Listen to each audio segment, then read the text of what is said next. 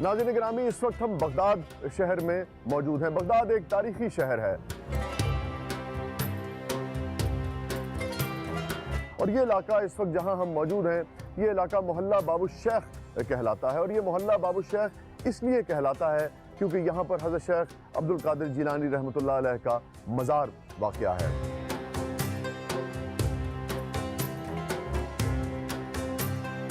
حضرت نے فرمایا کہ اللہ کا قرب اسے حاصل ہوتا ہے، اللہ کا قرب اسے حاصل ہوتا ہے جو مخلوق خدا پر شفقت کرتا ہے۔ اسی قول کے ساتھ حضرت کے مزار کی طرف بڑھتے ہیں۔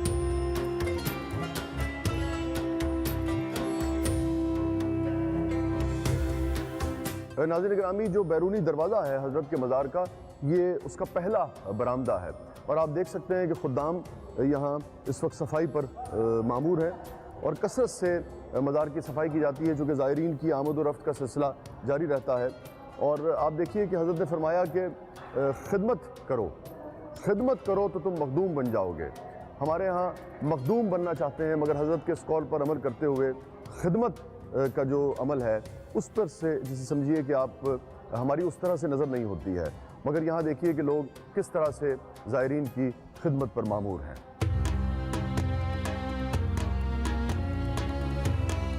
اس وقت ہم حضرت کے مزار کے صحن کے پاس موجود ہیں۔ آپ دیکھ سکتے ہیں کہ حضرت کا جو روحانی جاہ و جلال ہے، جو کمال ہے، جو جمال ہے روحانی، وہ صحن سے عیاں ہے۔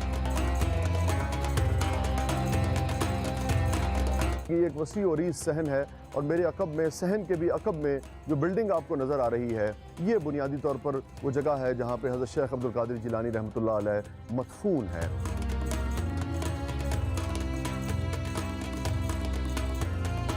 غوث العظم حضرت سید شیخ عبد القادر جیلانی رحمۃ اللہ علیہ کی پیدائش 1 رمضان المبارک 470 ہجری میں ایران کے صوبہ کرمان شاہ کے مغربی شہر گیلان میں ہوئی۔ اسی نسبت سے آپ کے نام کے ساتھ گیلانی لگایا جاتا ہے، جو کہ عربی میں جیلانی میں تبدیل ہو گیا۔ آپ کا نسب والد کی جانب سے حسنی اور والدہ کی جانب سے حسینی سادات سے جا ملتا ہے۔ غوث العظم پیران پیر، دستگیر، میر محی الدین، سلطان الاولیاء، قطب ربانی، محبوب سبحانی، قندیل لا مکانی اور امام الاولیاء، یہ سارے القابات حضرت سید شیخ عبد القادر جیلانی رحمۃ اللہ علیہ کے ہیں۔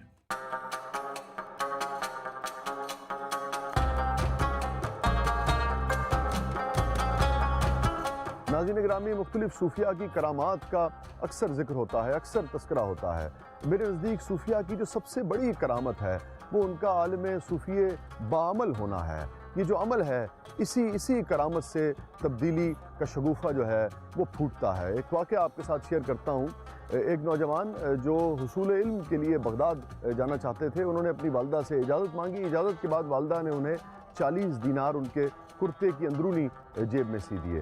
سفر کے دوران اس قافلے پر ڈاکو پڑ گئے اور ڈاکوؤں نے لوٹ مار کی، مگر جب اس نوجوان کی تلاشی ہوئی تو کچھ نہیں ملا۔ لیکن نوجوان سے جب پوچھا گیا کہ کیا تمہارے پاس کچھ ہے، تو نوجوان نے سچ بولا۔ اس نے کہا کہ ہاں، میرے پاس 40 دینار ہیں، اور اسے پھر ڈاکوؤں کے سردار کے پاس لے جایا گیا تو پتہ لگا کہ 40 دینار جو ہیں وہ جیب کی اندرونی یعنی کہ کرتے کی اندرونی جیب میں سلے ہوئے تھے۔ ڈاکو بہت حیران ہوا۔ اس نے کہا کہ تم جھوٹ بھی بول سکتے تھے، تلاشی تو ہم لے چکے تھے، تم آرام سے آزاد ہو سکتے تھے، جا سکتے تھے۔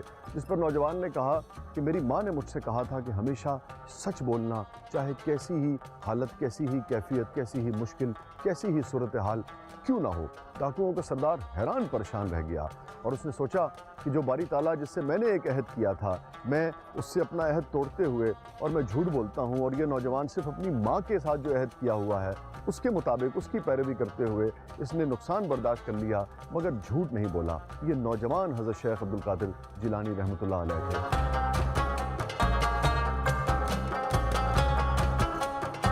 اس عمل کی یہ کرامت تھی کہ ڈاکوؤں کا پورا قافلہ جو ہے وہ طائب ہو گیا اور نیکی کی طرف رواں دواں ہو گیا۔ یہ ہے وہ صوفیاء کی کرامت جس سے ہمیں سبق سیکھنا چاہیے۔ آج ہم انہی کے مزار پر موجود ہیں، حضرت شیخ عبد القادر جیلانی رحمۃ اللہ علیہ کے مزار پر، جن کا پیغام ہے سچ۔ حضرت شیخ عبد القادر جیلانی رحمۃ اللہ علیہ ابھی کم سن تھے کہ آپ کے والد بزرگوار کا سایہ آپ کے سر سے اٹھ گیا، جن کا نام تھا حضرت ابو صالح رحمۃ اللہ علیہ، اور آپ کی والدہ ماجدہ اور آپ کے نانا حضرت عبداللہ سمئی جو تھے ان کے کاندھوں پر آپ کی پرورش اور تربیت کی تمام تر ذمہ داری آن پڑی۔ 5 برس کے تھے تقریباً جب آپ کو مکتب میں داخل کرایا گیا، اور آپ 12 برس کے تھے جب آپ کے نانا کا سایہ بھی آپ کے سر سے اٹھ گیا۔ 16 برس کی عمر کے لگ بھگ آپ جیلان سے حصول علم کے لیے، مزید حصول علم کے لیے بغداد تشریف لے گئے۔ بغداد آمد کے بعد تقریباً 7 برس میں آپ نے جملہ علوم و فنون میں مہارت حاصل کی، اور اس کے بعد ظاہری علم میں مہارت حاصل کرنے کے بعد جو علوم باطنی تھے اس کے حصول کے لیے اپنے استاد اور شیخ حضرت ابو سعید مبارک مخزومی کے دست حق پر بیعت کی اور خرقہ خلافت حاصل کی۔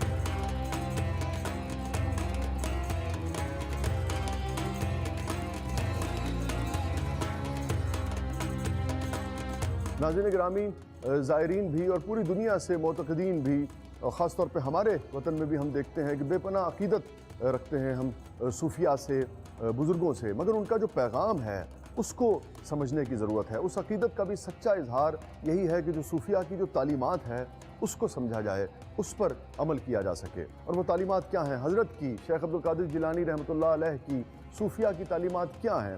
خلق خدمت کر دو، خلق خدمت کر دو مخدوم شد، ہر کے خود دیدرا محروم شد۔ اگر خلق کی خدمت نہیں کی جائے گی، اگر صرف اپنی ہی جانب کوئی دیکھتا رہے گا تو وہ باری تعالیٰ کی رحمتوں سے محروم رہے گا۔ یہ ہے پیغام۔ اس وقت جس برآمدے سے میں گزر رہا ہوں یہاں پر مہمان خانے بنے ہوئے ہیں، اور یہاں پر زائرین آتے ہیں، قیام کرتے ہیں، خدام ان کی خدمت پر مامور رہتے ہیں، اور زائرین یہاں سے فیوز و برکات سمیٹ کر جاتے ہیں۔ وہ عراقی عورت ہم یہاں لے کے ہم یاد کرتے آتے جاتے رہے۔ سیدس گیلانی ابھی نہیں پردہ میں، وہ آپ کو بلائے، آؤ آپ کو حکم ہوئے تو یہاں رہنا، یا پھر سیدس گیلانی نے آپ ایمبیسی میں لکھ کے دے دیے یہ عورت یاد ہو۔ اب وہ 2 سال میں 50 سال ہو جاؤں۔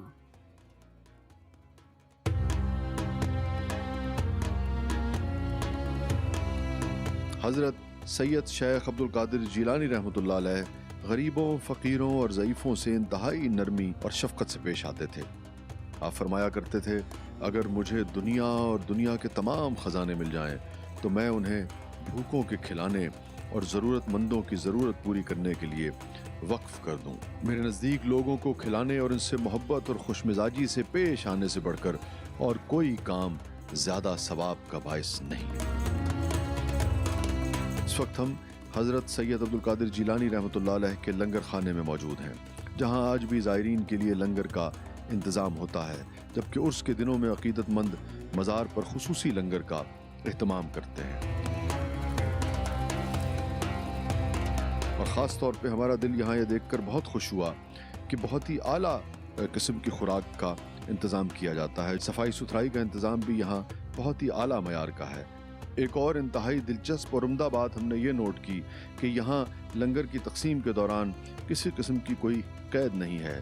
جو زائرین جتنی جھولی پھیلاتے ہیں اتنا ہی ان کی جھولی میں ڈال دیا جاتا ہے۔ ناظرین گرامی، علم کی اسلام میں بے پناہ اہمیت ہے۔ اس کا اندازہ اس بات سے ہو سکتا ہے، اس تاریخی حقیقت سے ہو سکتا ہے کہ میرے آقا سرکار دو عالم صلی اللہ علیہ وآلہ وسلم پر جب پہلی وحی آتی ہے تو وہ وحی تھی اقرا، اور اسی بات کو جو سرکار دو عالم صلی اللہ علیہ وآلہ وسلم کے جو غلام ہیں، جو ان کے چاہنے والے ہیں، اسی روایت کو، اسی چیز کو انہوں نے بھی آگے بڑھایا ہے۔ حضرت شیخ عبد القادر جیلانی رحمۃ اللہ علیہ نے بھی نہ صرف اپنے واعظ کے ذریعے، اپنے عمل کے ذریعے، اپنے کردار کے ذریعے، بلکہ اپنے علم کے ذریعے بھی اس سرچشمے کو آگے بڑھایا ہے جو دین حق کو، پروانوں کو اپنی طرف کھینچتا ہے، آج تک کھینچتا ہے۔ کئی کتب آپ نے تحریر فرمائی جس سے دین حق کے پروانے جو ہیں، جو عاشقان اسلام جو ہیں، وہ آج بھی فیض پاتے ہیں۔ ان میں سے بہجت الاسرار اور خاص طور پہ فتوح الغیب جیسی کتابیں جو ہیں وہ آپ کو اس لائبریری میں بھی دستیاب ہیں۔ دیگر جو کتب ہیں حضرت کی وہ بھی اس لائبریری میں دستیاب ہیں۔ مجھے یہاں پہ استاد ذوق کا ایک شعر یاد آتا ہے، اور پھر وہ جو لوگ سوال کرتے ہیں کہ ان بزرگوں کا فیض آج تک کیوں جاری ہے، تو اس لیے جاری ہے کہ علم کا نور جو ہے وہ ان کے کردار میں شامل تھا۔ رہتا سخن سے نام قیامت تلک ہے ذوق، رہتا سخن سے نام قیامت تلک ہے ذوق، اولاد سے رہے یہی 2 پشت 4 پشت۔ تو یہ بزرگ ہستیاں یہ جانتے تھے کہ علم ہی ایک ایسی چیز ہے جو صدیوں ان کے پیغام کو پھیلائے گا بھی اور زندہ بھی رکھے گا۔ علم اور درس و تدریس سے جو آپ کی محبت تھی اس کا کیا عالم تھا۔ یہ جگہ جس وقت ہم یہاں اس وقت موجود ہیں، آپ دیکھ رہے ہوں گے کہ میرے بائیں جانب یہاں پر آپ کی قبر مبارک بھی ہے۔ یہ عین وہی جگہ ہے جہاں آپ علم تقسیم کیا کرتے تھے، جہاں آپ درس و تدریس کیا کرتے تھے۔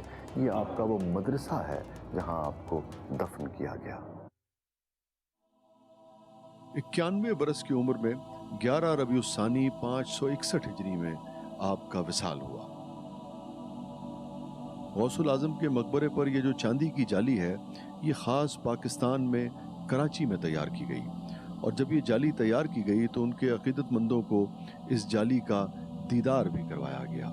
رنگون والا ہال میں ادیب رائے پوری صاحب جو معروف شاعر ہیں، تبھی انہوں نے یہ کلام لکھا: فاصلوں کو خدارا مٹا دو، رخ سے پردہ اب اپنے ہٹا دو، اپنا جلوہ اسی میں دکھا دو، جالیوں پر نگاہیں جمی ہیں۔ حضرت شیخ عبد القادر جیلانی رحمۃ اللہ علیہ نے فرمایا کہ اگر دکھاوے کے لیے کسی نے اعمال کیے تو اس کے تمام اعمال ضائع ہو گئے۔ مطلب بالکل واضح ہے کہ جو عمل دکھاوے کے لیے کیا جائے گا تو وقتی جاہ و جلال، وقتی شہرت، وقتی دنیاوی فائدہ تو حاصل ہو سکے گا، لیکن اگر اس عمل میں خلوص نہیں ہوگا، نیک نیتی نہیں ہوگی، باری تعالیٰ کی رضا کی خواہش نہیں ہوگی، تو پھر اس عمل کا کوئی فائدہ نہیں ہے۔ لیکن ان بزرگان دین کو دیکھیے، حضرت شیخ عبد القادر جیلانی رحمۃ اللہ علیہ کو دیکھیے، چونکہ عمل میں خلوص تھا، نیک نیتی تھی، اس لیے آج صدیاں گزرنے کے باوجود بھی ان لوگوں کا فیض جو ہے وہ جاری ہے۔